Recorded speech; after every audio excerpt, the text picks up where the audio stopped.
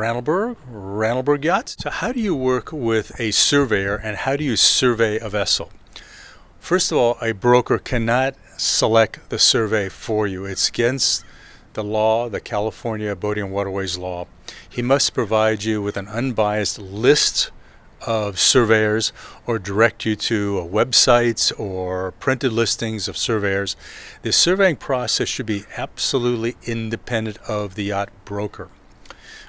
The idea is for the buyer of the boat to find a surveyor that he can work with, that he enjoys, that will take his time and tell him what he needs to know about the boat. There are some too technical. Some are more oriented towards an offshore boat rather than an inshore boat, and therefore he's looking at ocean crossing problems as opposed to weekend enjoyment problems. Tell your surveyor how you're going to use the boat, and he'll give you that kind of survey.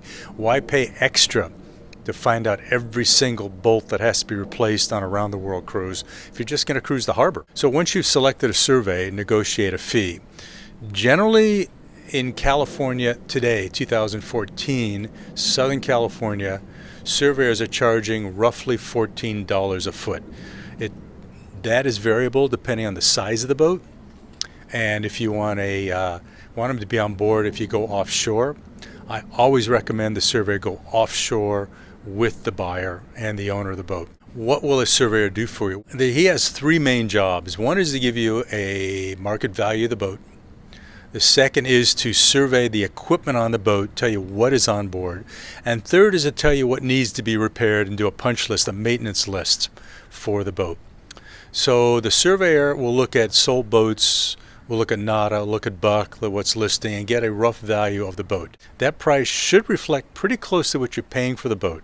The other value give you is a replacement value, which means a new price. That is not a particularly accurate number, but it's good to know what the boat would cost if you replaced it new. With the surveyor on board, he looks for serial numbers on the engines and transmissions.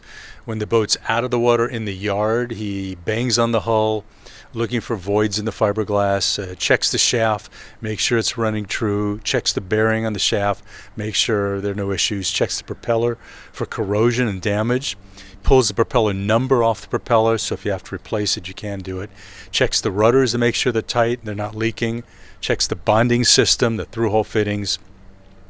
When the boat's in the water, he should check the radar, all the electronics, make sure they're functional, the holding tank, the head, make sure the water system has good pressure, hot and cold water system works, the hot water heater works, refrigerator, make sure the engine controls are smooth, looks for soft spots on the deck, looks for loose teak, ripped isinglass, make sure the windlass works, all the nav lights, goes through the entire boat.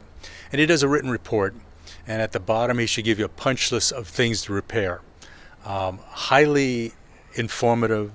Now you know what you're looking at, and you can make a decision whether to proceed with the purchase, negotiate a repair,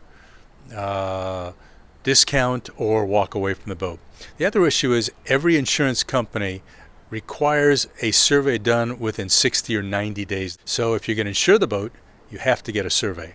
If you're financing it, the bank will require a survey. If you're paying cash, it's up to you whether you want a survey or not.